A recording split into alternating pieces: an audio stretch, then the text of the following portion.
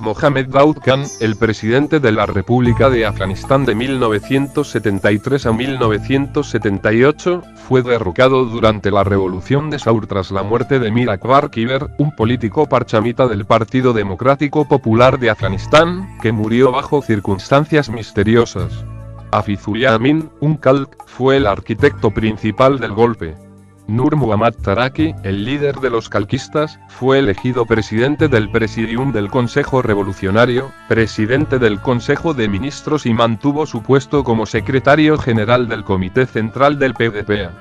Bajo su mando estuvo Babrak Karmal, líder de la facción Parcham, como vicepresidente del Consejo Revolucionario y vicepresidente del Consejo de Ministros, Amin como vicepresidente del Consejo de Ministros y ministro de Relaciones Exteriores, y Muhammad Aslam Watanjar como vicepresidente del Consejo de Ministros.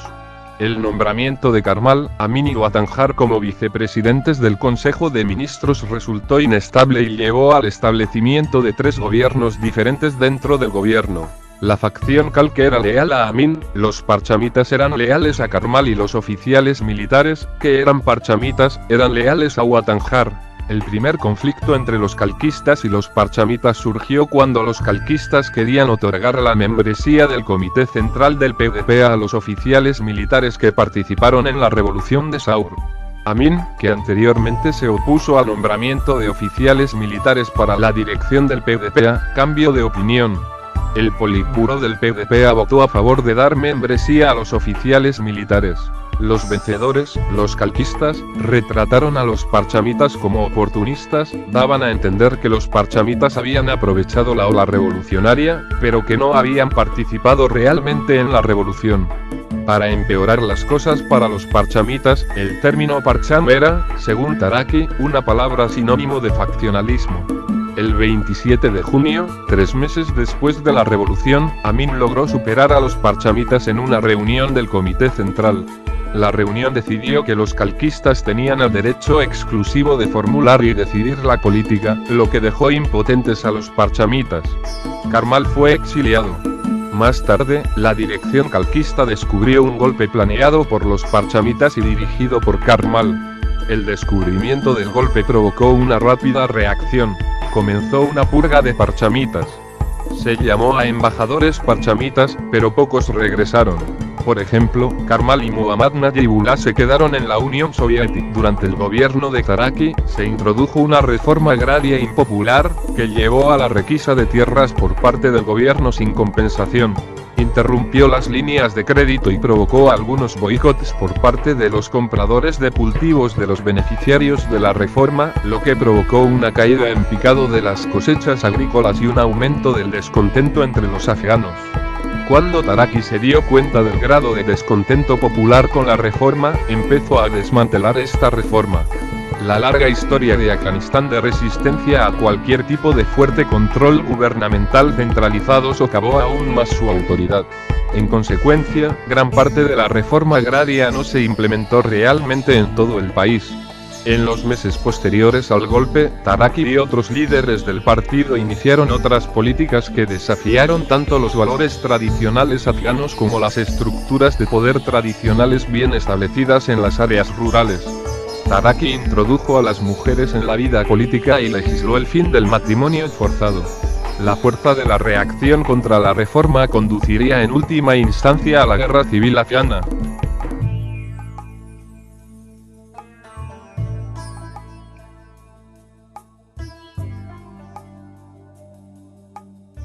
Si bien Amin y Taraki tenían una relación muy estrecha al principio, esta pronto empezó a deteriorarse. Amin, que había ayudado a crear un culto a la personalidad centrado en Taraki, pronto se disgustó con la forma que dicho culto tomó y con Taraki, que había comenzado a creer en su propia brillantez. Taraki comenzó a rechazar las sugerencias de Amin, fomentando en Amin una profunda sensación de resentimiento. A medida que su relación se volvió cada vez más amarga, se desarrolló una lucha de poder entre ellos por el control del ejército afgano. Tras el levantamiento de Herat de 1979, el Consejo Revolucionario y el Politburo del PDPA establecieron el Consejo Superior de Defensa de la Patria. Taraki fue elegido su presidente, mientras que Amin se convirtió en su suplente. El nombramiento de Amin, y la adquisición de la presidencia del Consejo de Ministros, no fue un paso más en la escalera, como podría suponerse. Debido a las reformas constitucionales, las nuevas oficinas de Amin eran más o menos impotentes. Hubo un fallido intento de asesinato liderado por la Banda de los Cuatro, que estaba formada por Watanjar, Sayed Muhammad Bulatzoy, Sherjan Matdor y Asagullah Sarwari. Este intento de asesinato llevó a Amin a conspirar contra Taraki, y cuando Taraki regresó de un viaje a La Habana, fue derrocado y luego asfixiado por orden de Amin.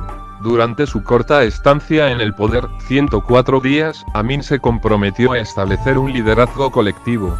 Cuando Taraki fue derrocado, Amin prometió, de ahora en adelante no habrá un gobierno de un solo hombre. Antes de la intervención soviética, el PDPA ejecutó entre 1000 y 7000 personas, la mayoría en la prisión Bulev-Charki. El número total de detenidos durante el gobierno de Taraki y Amin combinados se sitúa entre 17.000 y 25.000. Amin no era del agrado del pueblo afgano. Durante su gobierno, la oposición al régimen comunista aumentó y el gobierno perdió el control sobre el campo. El estado del ejército afgano se deterioró bajo Amin.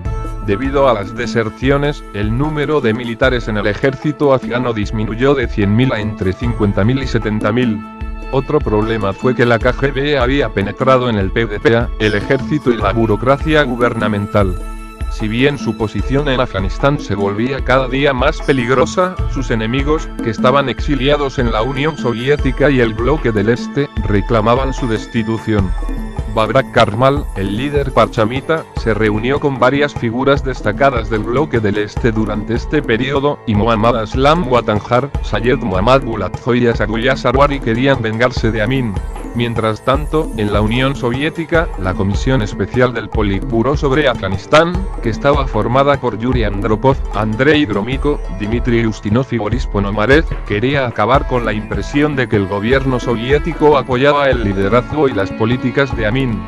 Andropov luchó duro por la intervención soviética y le dijo a Leonid Brezhnev que las políticas de Amin habían destruido la capacidad militar y del gobierno para manejar la crisis mediante el uso de la represión masiva. El plan, según Andropov, era acumular una pequeña fuerza para intervenir y sacar a Amin del poder y reemplazarlo con Karmal. La Unión Soviética declaró su plan para intervenir en Afganistán el 12 de diciembre de 1979, y el liderazgo soviético inició la Operación Tormenta 333, la primera fase de la intervención, el 27 de diciembre de 1979. Amin siguió confiando en la Unión Soviética hasta el final, a pesar del deterioro de las relaciones oficiales con la URSS. Cuando el servicio de inteligencia afgano entregó a Amin un informe de que la Unión Soviética invadiría el país y lo derrocaría, Amin afirmó que el informe era producto del imperialismo. Su opinión puede explicarse por el hecho de que la Unión Soviética, después de varios meses, decidió enviar tropas a Afganistán. Contrariamente a las creencias populares, Amin fue informado de la decisión soviética de enviar tropas a Afganistán. Amin fue asesinado por las fuerzas soviéticas el 27 de diciembre de 1979.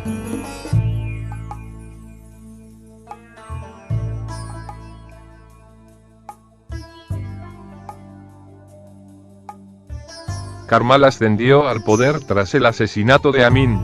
El 27 de diciembre, Radio Kabul transmitió el discurso pregrabado de Karmal, que decía: "Hoy se ha destrozado la máquina de tortura de Amin, sus cómplices, los primitivos verdugos, usurpadores y asesinos de decenas de miles de nuestros compatriotas, padres, madres, hermanas, hermanos, hijos e hijas, niños y ancianos". El 1 de enero, Leonid Brezhnev, secretario general del Comité Central del Partido Comunista de la Unión Soviética, y Alexei Kosygin, presidente soviético del Consejo de Ministros, felicitaron a Karmal sobre su elección como líder, antes de que cualquier estado o órgano del partido afgano lo eligiera para algún puesto. Cuando llegó al poder, Karmal prometió el fin de las ejecuciones, el establecimiento de instituciones democráticas y elecciones libres, la creación de una constitución, la legalización de partidos distintos al PDPA y el respeto a la propiedad individual y personal. Los presos encarcelados bajo los dos gobiernos anteriores serían liberados en una amnistía general. Incluso prometió que se iba a establecer un gobierno de coalición, que no iba a abrazar el socialismo. Al mismo tiempo, le dijo al pueblo afgano que había negociado con la Unión Soviética para brindar asistencia económica, militar y política. Incluso si Karmal realmente quisiera todo esto, sería imposible ponerlo en práctica en presencia de la Unión Soviética. La mayoría de los afganos desconfiaban del gobierno en ese momento. Muchos todavía recordaban que Karmal había dicho que protegería el capital privado en 1978, una promesa que luego se demostró que era una mentira. Cuando fracasó una solución política, el gobierno afgano y el ejército soviético decidieron resolver el conflicto militarmente. La respuesta militar comenzó en enero de 1981. Karmal duplicó los salarios del personal militar, emitió varios ascensos y un general y 13 coroneles fueron condecorados. Se redujo la edad de reclutamiento, se amplió la duración obligatoria del servicio militar y se aumentó la edad de los reservistas a los 35 años. En junio, Asadullah Sarwari perdió su asiento en el Politburó del PDPA, y en su lugar fueron designados Muhammad Aslam Watanjar, ex comandante de tanques y entonces ministro de Comunicaciones, el general de división Muhammad Rafi, que era ministro de Defensa, y Muhammad Najibullah, presidente del CAD. Estas medidas se introdujeron debido al colapso del ejército. Antes de la invasión, el ejército podía desplegar 100.000 soldados, después de la invasión solo 25.000. La deserción era como una pandemia y las campañas de reclutamiento de jóvenes a menudo los llevaban a huir a la oposición. Para organizar mejor el ejército, se establecieron 7 zonas militares, cada una con su propio Consejo de Defensa. El Consejo de Defensa se estableció a nivel nacional, provincial y distrital para devolver poderes al PDPA local. Se estima que el gobierno afgano gastó hasta el 40% de los ingresos del gobierno en defensa. Karmal se vio obligado a dimitir de su puesto de secretario general del PDPA en mayo de 1985, debido a la creciente presión de la dirección soviética. En su puesto de secretario general del PDPA, fue sucedido por Najibullah, exministro de Seguridad del Estado. Continuó teniendo influencia en las altas esferas del partido y el Estado, hasta que se vio obligado a dimitir de su puesto de presidente del Consejo Revolucionario en noviembre de 1986. Karmal fue sucedido por Haji Muhammad Chamkhan y en este puesto, que no era miembro del PDPA.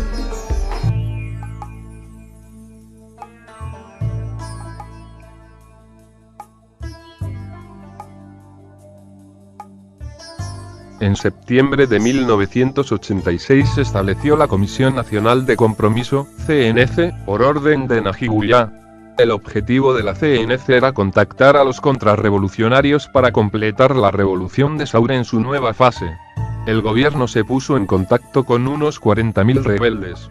A finales de 1986, Najibullah pidió un alto el fuego de 6 meses y conversaciones entre las distintas fuerzas de oposición, como parte de su política de reconciliación nacional. Las discusiones, si hubieran sido fructíferas, habrían llevado al establecimiento de un gobierno de coalición y sería el fin del monopolio de poder del PDPA. El programa fracasó, pero el gobierno pudo reclutar a combatientes muyahidines desilusionados como milicias gubernamentales. La reconciliación nacional llevó a un número creciente de habitantes urbanos a apoyar su gobierno y a la estabilización de las fuerzas de defensa afganas. Si bien Najibullah pudo haber sido el líder de Yure de Afganistán, los asesores soviéticos todavía hicieron la mayor parte del trabajo después de que Najibullah asumió el poder. Como comentó Gorbachev, todavía estamos haciendo todo nosotros mismos. Eso es todo lo que nuestra gente sabe hacer. Han atado a Najibullah de pies y manos. Fikret Yaktaev, el embajador soviético en Afganistán, fue acusado de actuar como un gobernador general por Gorbachev, y fue llamado de Afganistán en julio de 1986. Pero aunque Gorbachev pidió el fin de la gestión soviética de Afganistán, no pudo resistirse a hacer algunas gestiones él mismo. En una reunión del Politburó soviético, Gorbachev dijo: "Es difícil construir un nuevo edificio con material antiguo. Espero por Dios que no hayamos cometido un error con Najibullah". Como demostraría el tiempo, los objetivos de Najibullah eran opuestos a los de la Unión Soviética. Najibullah se opuso a una retirada soviética, mientras que la Unión Soviética quería una retirada. Esto era comprensible, ya que el ejército afgano estaba al borde de la disolución. Najibullah pensó que su único medio de supervivencia era retener la presencia soviética. En julio de 1986, 6 regimientos soviéticos, hasta 15.000 soldados, fueron retirados de Afganistán. El objetivo de esta pronta retirada era, según Gorbachov, mostrar al mundo que el liderazgo soviético se tomaba en serio la salida de Afganistán. Los soviéticos le dijeron al gobierno de los Estados Unidos que planeaban retirarse, pero el gobierno de los Estados Unidos no lo creyó. Cuando Gorbachov se reunió con Ronald Reagan durante su visita a Estados Unidos, Reagan pidió, extrañamente, la disolución del ejército afgano. El 14 de abril, los gobiernos de Afganistán y Pakistán firmaron los Acuerdos de Ginebra de 1988, y la Unión Soviética y los Estados Unidos firmaron como garantes. El tratado establecía específicamente que los militares soviéticos debían retirarse de Afganistán antes del 15 de febrero de 1989. Durante una reunión del Politburo, Eduard Shevardnadze dijo, dejaremos el país en una situación deplorable, y habló más sobre el colapso económico y la necesidad de mantener al menos entre 10.000 y 15.000 soldados en Afganistán. Vladimir Khrushchev, presidente de la KGB, apoyó esta posición. Esta postura, de implementarse, sería una traición a los acuerdos de Ginebra que se acaban de firmar. Najibullah estaba en contra de cualquier tipo de retirada soviética. Quedaron unas pocas tropas soviéticas después de la retirada soviética. Por ejemplo, los paracaidistas que protegían al personal de la embajada soviética, los asesores militares y las fuerzas especiales y las tropas de reconocimiento todavía operaban en las provincias periféricas, especialmente a lo largo de la frontera afgano-soviética.